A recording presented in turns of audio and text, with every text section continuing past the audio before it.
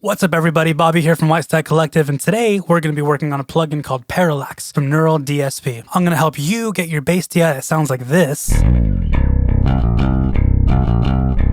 and turn it into this.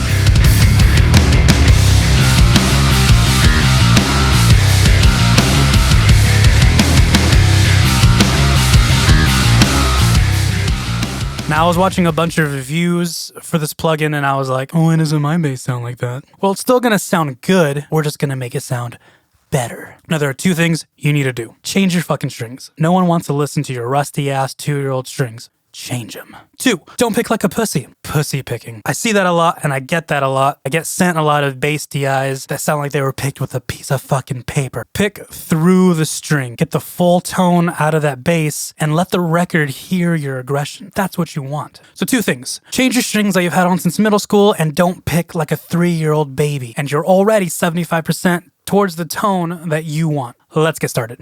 Alrighty, here we go. So I got my DI right here. I noticed with a lot of these DIs, these professional sounding DIs, they have this certain kind of texture to them that just sound really incredible. So we're going to take our lower end DI and try to make it sound like the professional ones. Obviously we can't do it without it, but we're going to try to do it our best. So this is what my DI sounds like.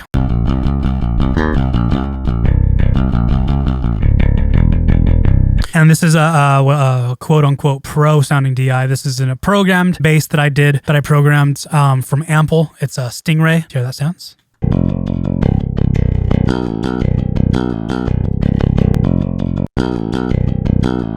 Has a certain sound to it. I mean, even though it's programmed, I tried making it as realistic as possible. I don't want to pull up any real DIs that I have for legal reasons, but we're going to try to make it sound awesome on the way in. So we're going to go ahead and open up an EQ first. I'm going to use Waves 550A, and we're going to go look for giving it a little more note definition. And the reason why we're doing it this way is we want the algorithm of Parallax or our amp to process the signal internally, as opposed to boosting frequencies after. We're just going to get a whole bunch of distorted artifacts that we don't want. So let's go back to play start over here section.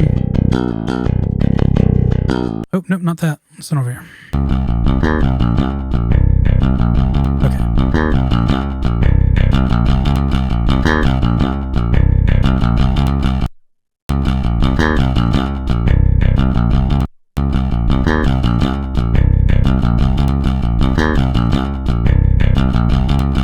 Seven sounds the most balanced. 7,000.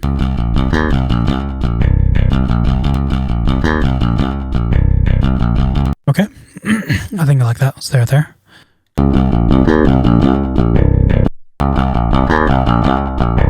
I don't like that. That's cool. No, that doesn't sound funny.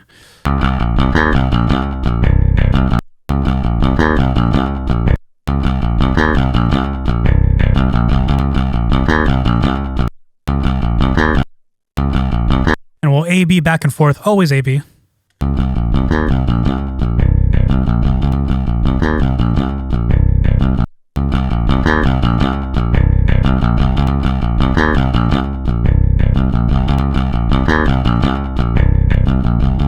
That sounds pretty cool.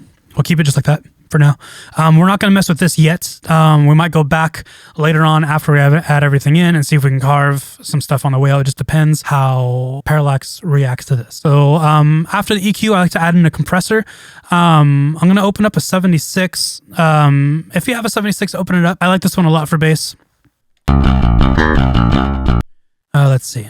So you want to match levels. You don't want to input too much. You want to keep the level the same as your DI's level.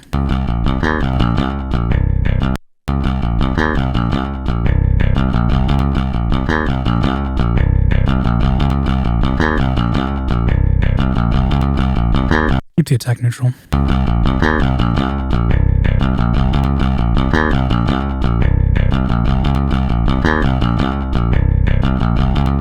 I don't like going past 7 dB of gain reduction.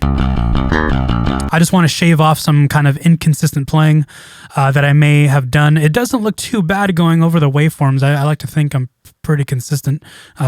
Maybe not, who knows? But this is just to help aid me in consistency. I'll do this a lot with a lot of basses, just to have that consistency going into the amp or the plugin. I like that. We'll keep that just like that for now. Let's go ahead and open up Parallax. Okay, so I'm going to go ahead and assume that you know all the parameters of this plugin, and I'm just going to go ahead and open up my settings that I worked on. It's going to take me way too long to go through every single thing that I did. So there it is right there. You can copy these settings, work them into your own, adjust them as you'd like, whatever works best for you. These are my front settings. We'll go to the back. I went with the Ribbon 160 and I went with the dynamic Scherf SM57. Those to me sounded the best, most round-bodied, and maintaining a lot of note definition. We'll go back over here. We'll hear how that sounds.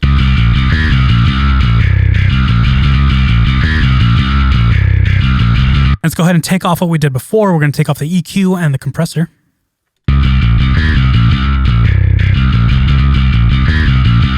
Back in.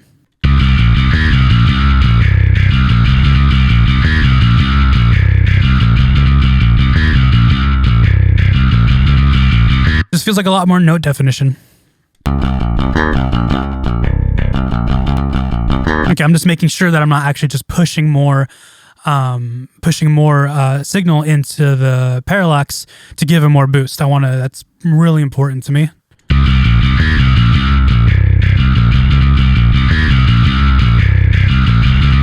Cool. I like that. That sounds cool. So we're going to go ahead and open up another EQ after and do a little bit of carving. And I'm going to go ahead and start with a high pass. There we go. Now I have a subwoofer so I can hear exactly where it's at. This is going to change based on the mix. I'm just going to set this to around 85. That's what I usually do. I start off with 85 because I have my kick running around 55, 60, somewhere around there.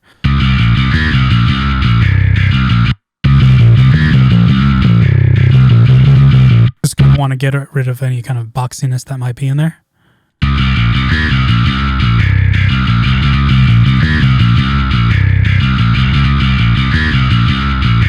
Okay. And there's a lot of weird stuff going on the high end that we're going to go ahead and take out. It's too much. Let's go ahead and narrow that a little bit.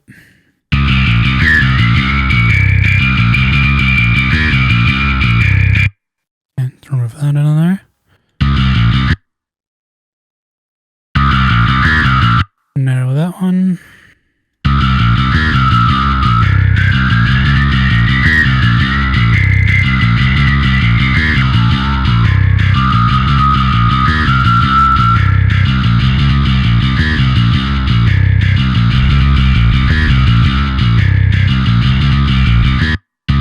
You can hear that whistling's already gone.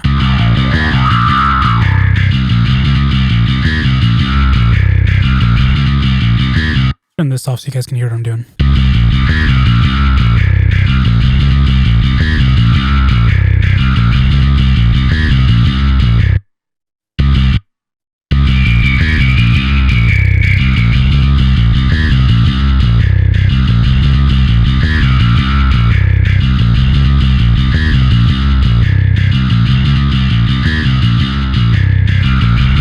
Cool. I think it sounds pretty good. Okay, so then I'm going to move on to another compressor.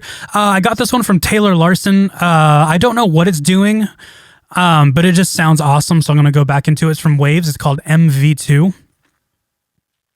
I like it. I don't know what it's doing, but it sounds cool. Let's turn that down.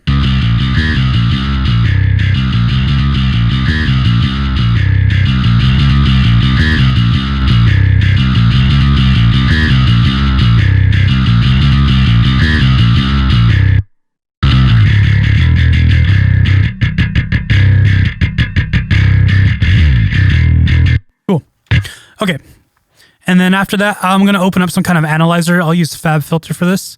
Q3. Okay, and then we'll go ahead and see what's going on in there.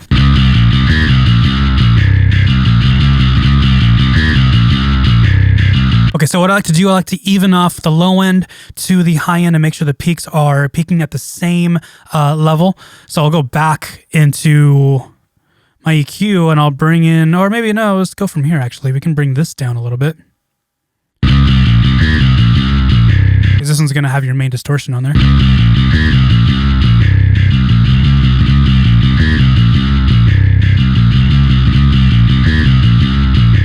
Now it looks like they're peaking at the same rate. Which is cool. It's not a rule you need to live by. It's whatever you want to do. That's just the way I do it. You can do it differently, whatever sounds best. And then throw it in your mix, see if it sounds good, adjust based on what your mix sounds like. Well, I mean, what your bass sounds like in the mix. And I'll go ahead and hear how it sounds with my drums. Whoops.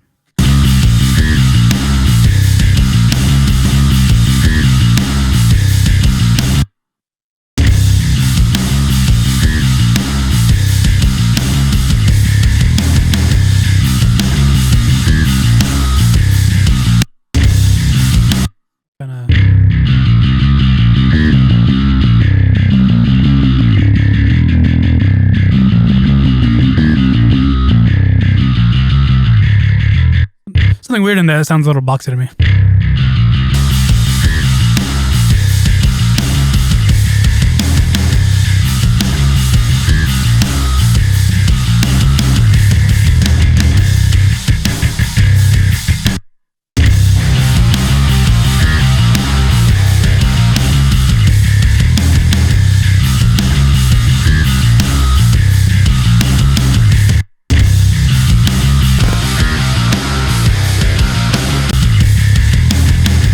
Yeah, I'd probably do some more carving in the low end.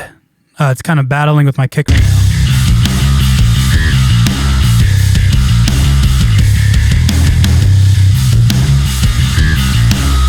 And so I have a subwoofer, so I can turn off the speakers up top and just listen to my subwoofer, and I can hear what's going on the bottom. And I'll usually go back and forth, and I'll try to find a good balance where the kick's at and where my bass is at, my low end of my bass.